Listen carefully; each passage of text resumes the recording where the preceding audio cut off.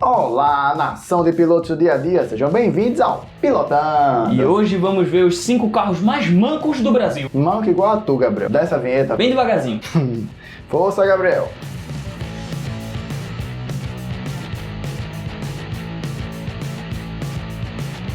E antes de começar esse vídeo, eu queria pedir para você... Ai, não! Deixar o seu like e compartilhar com aquele seu amigo que comprou o Uno com a escada no teto e agora acha que vai bengar até o Aventador. E arromba as partes ele já era.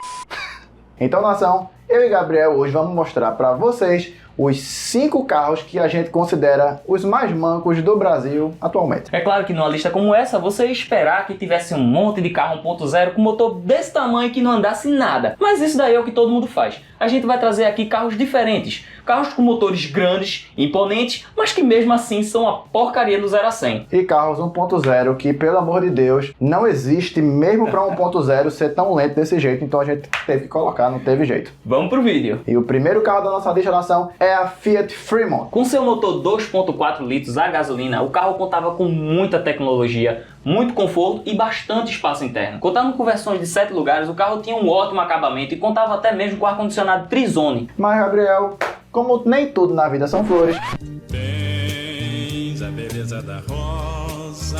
a Fiat Fremont tinha lá os seus pecados.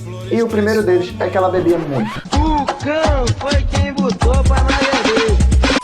O carro bebia muito. São 5 km por litro. Aí você pensa, Mas ela faz 5 km por litro na cidade, diga-se de passagem, mas ela anda muito, é praticamente um V8. É verdade, quer dizer, às vezes não. só que não. O carro fazia um 0 a 100 em 12,9 segundos, que em nada justifica um consumo tão elevado. É claro que um número como esse não é assim tão ruim quando comparado com outras SUVs da mesma categoria. Mas se comparado com a sua irmã gêmea, a Dodge Journey, que tinha um V6zão poderoso e fazia 8,9 segundos de 0 a 100, fica um pouco atrás com 4 segundos de diferença. É, Gabriel, mas esses não eram os únicos defeitos da Fremont. Outro defeito que assombrava bastante os seus proprietários era o fato que o pneu do carro tinha um desgaste prematuro. Há relatos de pneus que se desgastavam com menos de 20 mil quilômetros rodados, o que é um absurdo, até porque um pneu como esse custa muito caro. E outro defeito era o disco de freio que costumava empenar. É claro que um carro como esse não tem como prioridade ser o carro mais rápido do mundo, mas um 0 a 100 um pouquinho melhor não ia fazer falta, né? Levando em consideração que o carro faz 5 km por litro, era mais que uma obrigação. E o próximo da nossa lista é o Ford EcoSport 2005 Supercharger. E a EcoSport sempre foi um carro muito lendário aqui no Brasil, até porque ele foi o precursor dessa onda de SUVs que a gente vê por aí. O carro tinha uma aparência que remetia a um Jeepão, um carro 100% off-road. E não era só na aparência que ele ficava parecido com o Jeep. O carro tinha sim uma certa capacidade off-road que não era lá um Jeep Jimmy, Jimmy. Que não chegava a ser um Genie, mas Isso, também né? não é um CrossFox. Isso,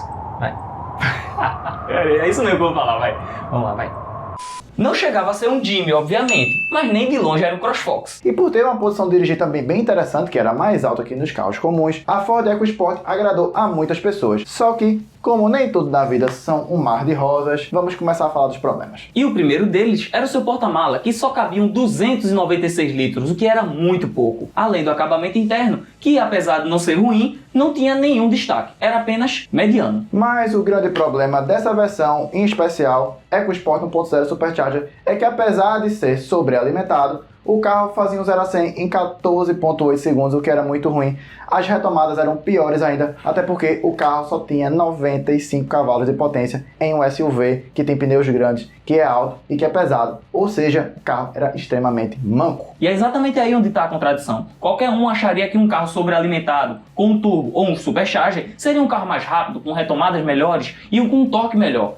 Bem, isso não acontece, infelizmente, no EcoSport 1.0. Pois é, nação, se você queria um EcoSport um pouquinho mais apimentado, você teria que comprar um 1.6 que vendeu bastante, ou investir um pouco mais e pegar um 2.0, de preferência AWD, para você encarar uma trilhazinha extremamente leve. E o terceiro da nossa lista nação é o Chery Tiggo 2014. Com seu motor 2.0 e um câmbio automático, o carro vinha com um ótimo espaço interno e um amplo porta-mala de 435 litros. E como todo bom carro chinês, tinha muitos equipamentos que vinham de série, ele era muito bem equipado e mesmo assim tinha um preço bem competitivo. Apesar de ter o melhor peso e potência da nossa lista, o carro contava com um câmbio automático de 4 marchas, que é um câncer para a maioria dos modelos. Se você vê um carro com câmbio automático de 4 marchas, se você puder correr dele,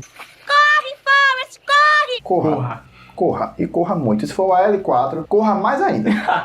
Exatamente porque só tinha 4 marchas, a relação de câmbio dele era muito longa. Cada marcha durava uma eternidade para ser passada. Ou seja, o carro elevava muito o giro, o que aumentava muito o seu consumo. O carro fazia 6,8 km por litro na cidade e 8,8 na estrada, o que é muito abaixo da concorrência, muito mesmo. Além disso, o 0 a 100 do carro era 17 ridículos segundos.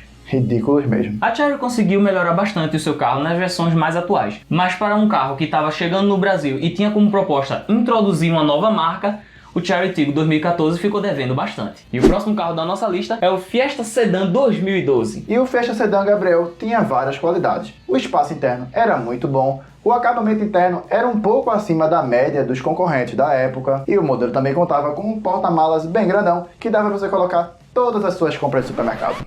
Inclusive as malas que nem tu, né? Agressivo demais. Senhor, vou falar com ele. Apesar disso, o carro tinha uma manutenção que era um pouquinho acima da média para sua categoria, o que não deixava ele tão atraente. E se você considerar que ele tinha um 0 a 100, meu Deus, dá até agonia de falar. Vai, mano, você consegue. 18,6 segundos. 18,6 segundos para chegar de 0 a 100. Só para você ter uma ideia, o Corsa Classic conseguia fazer as mesmas velocidades em 13,5 segundos. São 5 segundos de diferença. Ou seja, você começa agora e só chega agora. Gente, é sério, o cara comprar um carro, vou até tirar o óculos. O cara comprar um carro que leva 18 segundos para fazer um 0 a 100. Você tem que procurar um psiquiatra, um psicólogo, porque velho, não dá. Não dá, é muito amarrado mesmo.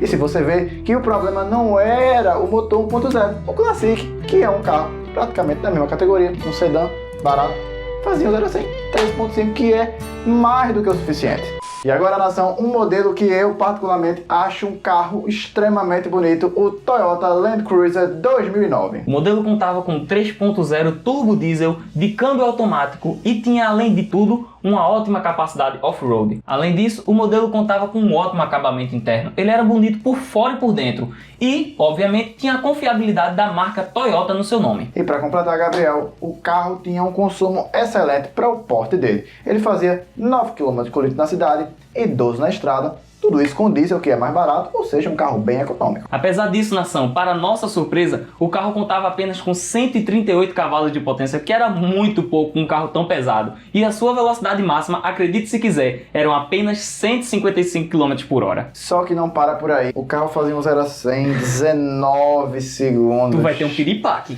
Gabriel, 19 segundos, o carro é bonito, pô, da Toyota, motor diesel, turbinado. E mesmo assim não conseguia ser rápido. E se você levar em consideração que na época ele era o SUV mais caro da Toyota, a sua irmãzinha mais nova, a Hilux SW4, conseguia fazer os mesmos 0 a 100 em 13,2 segundos, Gabriel. E tinha 163 cavalos. Agora eu te pergunto, por que a Toyota não colocou esse motor nesse carro? Cuidado, peraí, calma. Eu tenho pena de quem comprou esse carro. O carro não passava de 155 km por hora. Estratégias de mercado, não entenda, só aceite. Apesar de tudo isso, o carro tinha como seu grande destaque conforto e luxo, o que realmente acontecia porque era um carro muito bonito e luxuoso. E confortável também, né? E agora fica pra você que está assistindo esse vídeo. Deixe nos comentários a sua opinião. Você concorda com a nossa lista? Tem outros carros ainda mais mancos que esse? Não deixe de comentar e participar aqui da nossa discussão. Quem sabe ele não entra aí numa parte 2. Né? Deixa o seu like, se Dá inscreve like no nosso canal. Também tem a sinetinha aqui para você receber notificação toda vez que a gente lançar um vídeo novo. Tem também as nossas redes sociais aqui para você se inscrever. Muito obrigado. Valeu!